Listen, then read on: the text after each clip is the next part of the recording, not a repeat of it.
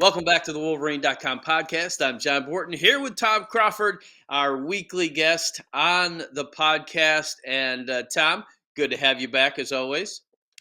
Always a pleasure to be back, JB, even though I'm a little distraught over that controversial loss of the Louisville Cardinals for Michigan baseball. I know we're going to talk about that and some other things, but time does heal, right?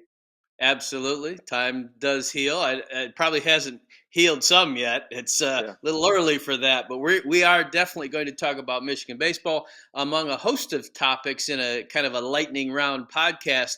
I want to lead it off with this, though. There's a very big decision coming in a couple days from CJ Carr, who is a five-star quarterback. Obviously, the grandson of one Lloyd Carr, who delivered Michigan's first national championship in 50 years, among other things.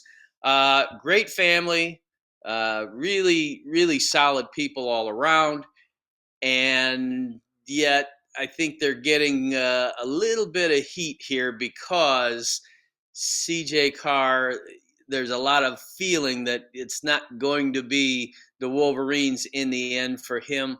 I would just say this to Michigan fans: understand that you are not going to get them all, and that just because your last name is Carr, you are not bound to Michigan, to Ann Arbor.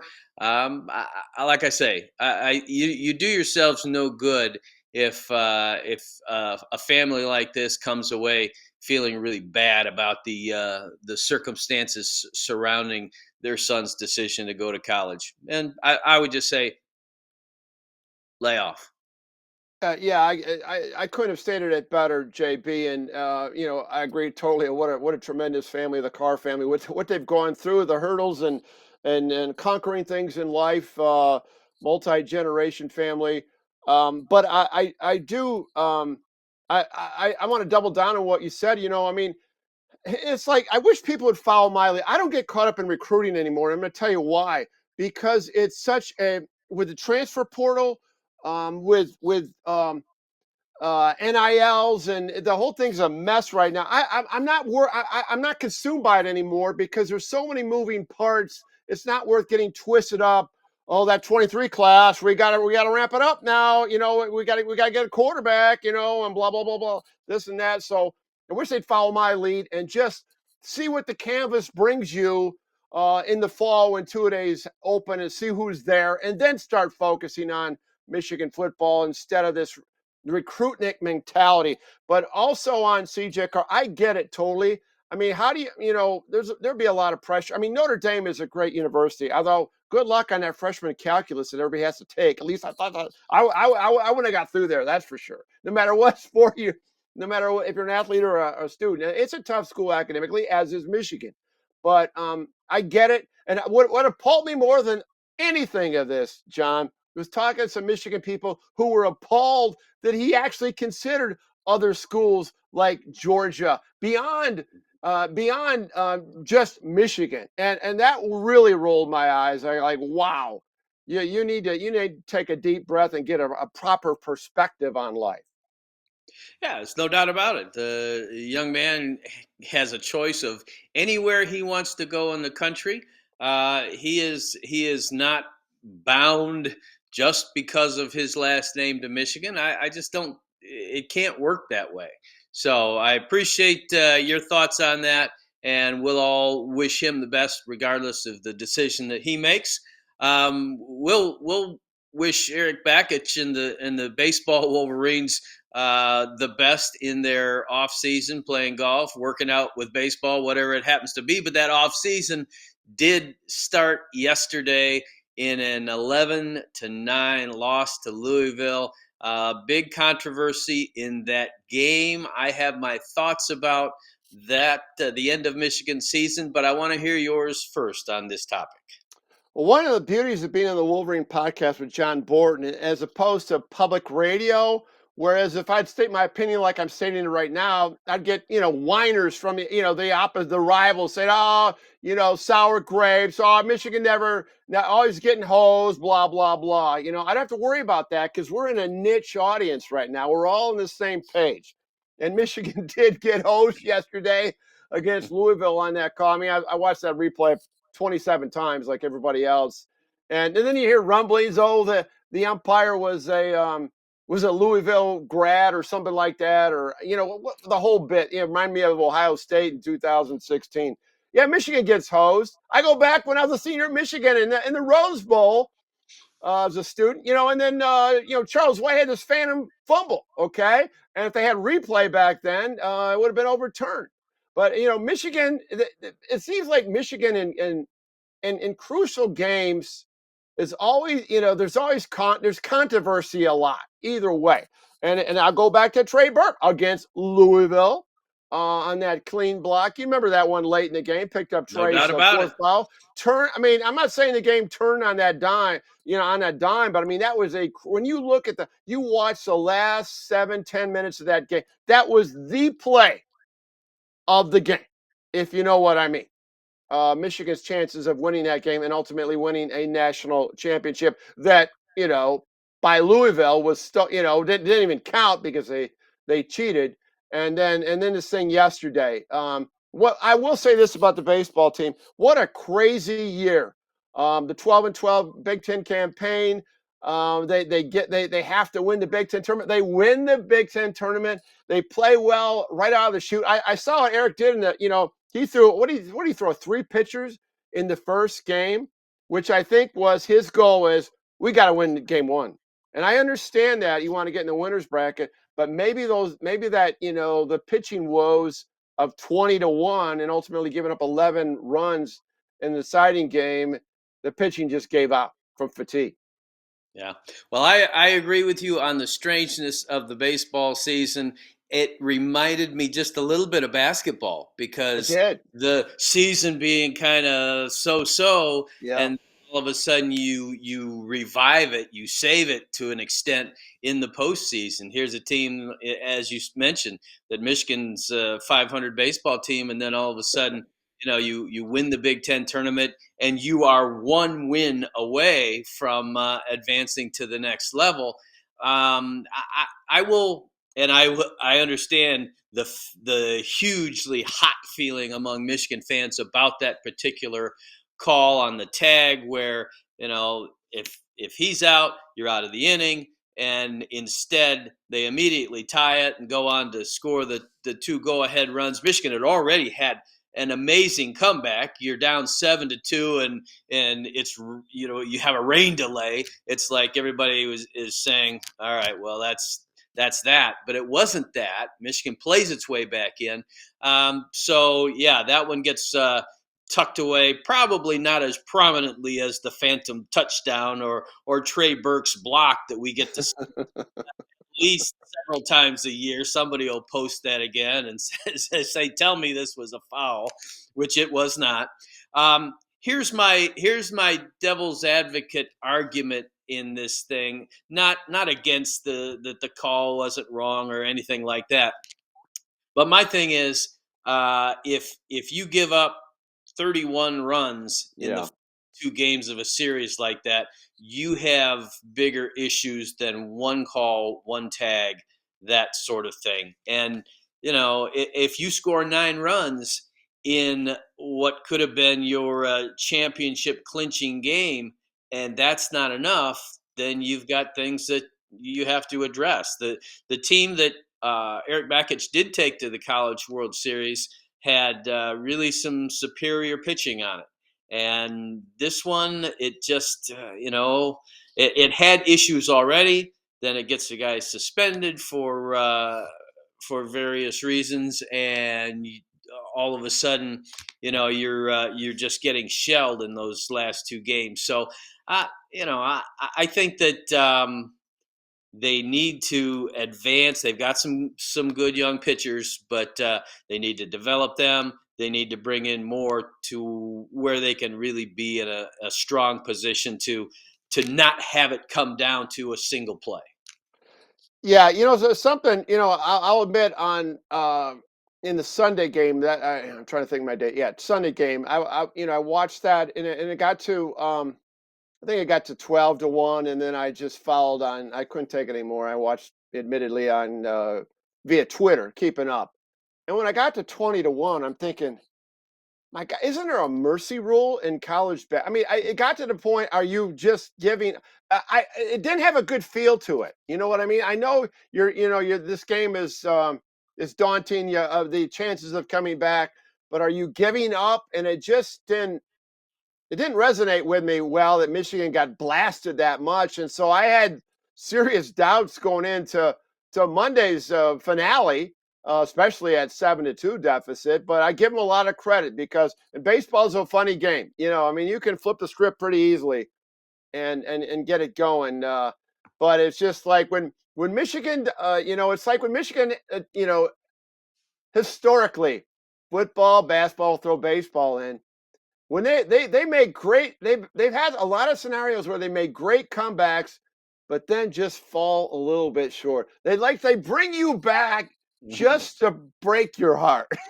There You you know what I go. mean? I You mean, we got can it. talk You about got it. football. We can talk about football. We can talk about basketball. A lot of these things, and this, I'm once again, I'm doing this in a vacuum from a Michigan perspective. Woe is us, but it seems like that happens a lot.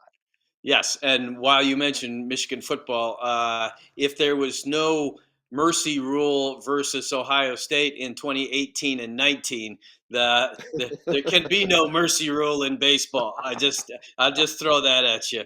Yeah, But good point. we're gonna veer off here real quickly to the NBA for a moment because I know that is a sport and that level that you follow very closely, and certainly the young man that almost drove John Beeline crazy uh, is is is having the last laugh in the NBA. That would be one Jordan Poole. Yeah, Jordan Poole drove John Beilein crazy those last two Michigan State games, if you know what I mean, at the end of the 19 season, the Big Ten regular season capper, and then I think there was a Big Ten tournament in Chicago that I was sitting real near you. But Jordan Poole is an amazing, amazing young man, and he is a young man still. And Mm-hmm. I always tip my hat to athletes who recognize their own deficiencies and put in the work. And I read this story a while back, and then it was reiterated on the telecast about how when he was in the G League, I mean, and this when the COVID hit and the NBA closed down, he didn't have anybody to work out with. He worked out. He got a trainer and worked on his game.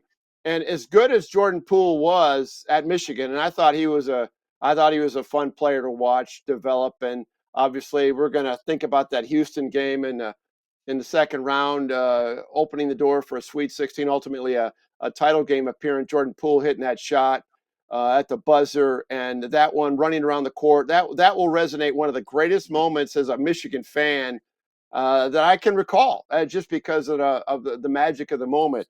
But one thing I've noticed about Jordan is his game has really ramped up. His speed off the dribble drive penetration. He's a very unselfish player.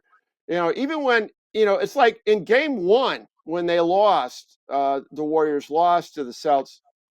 He only took 7 shots in that game, and 2 of 7. He ended up with 9 points, and he's almost distributor first and shooter second. But we know how good he is from long range, and he hit the 39 footer right at the end of the third quarter, and he had 17 points, and Steph Curry showing him ultimate respect. And I this is a great fit for Jordan Poole being on with the Splash Brothers and the Dubs as they call them. I'm so happy for him.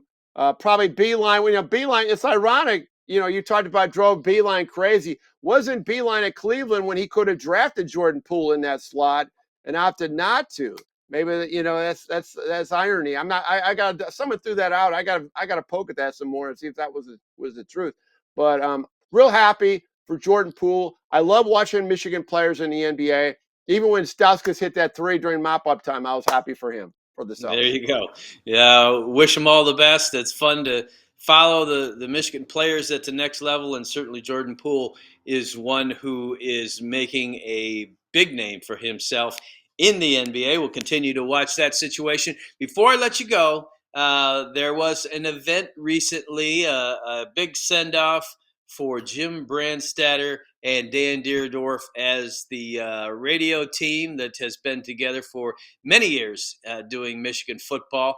I'll tell you what, I really enjoyed.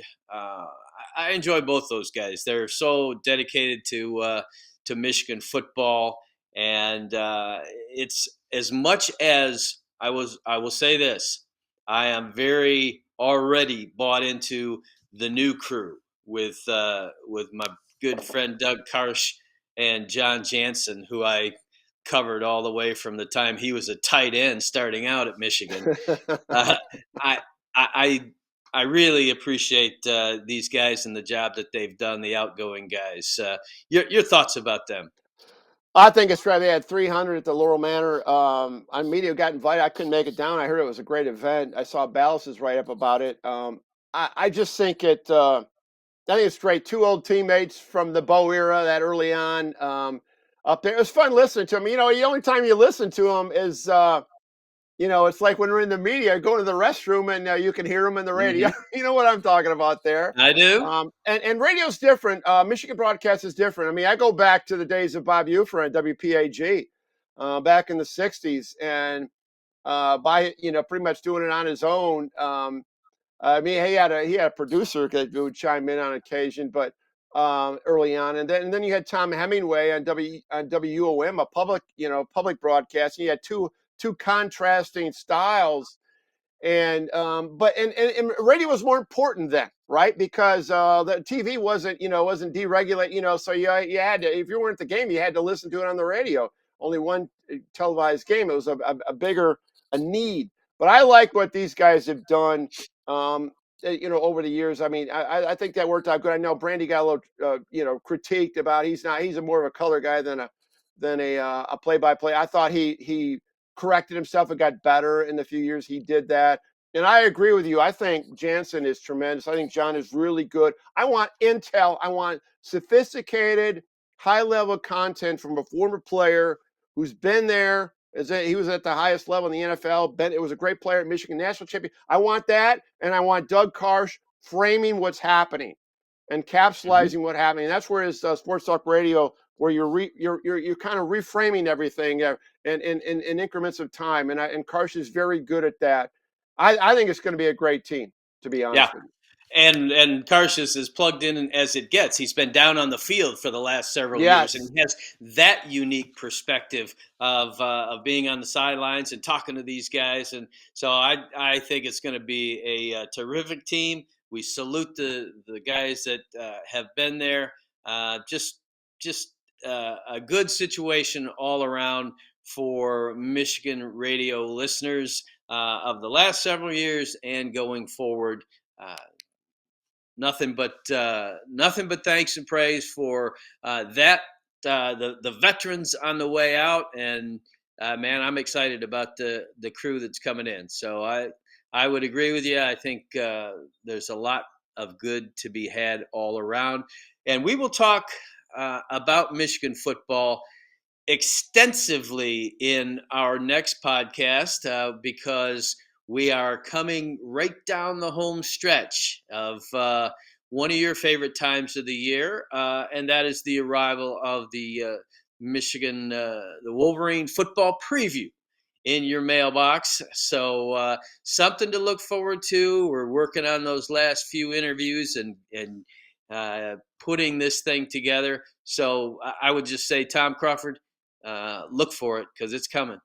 Well, it's like Santa Claus. Santa Claus is a kid for me. On Christmas morning, open the mailbox, and there it is, the thing that I asked for Christmas. It's a Wolverine preview issue. Hey, now that the athletic academic calendar 21-22 has come to an end with baseball, pretty much, I think that's pretty much it, or close to. What a year it's been, John, and it's been great touching on those other sports, and can't wait to delve into football at our next podcast. Here we go. We're coming. Thanks. Thanks much, Tom.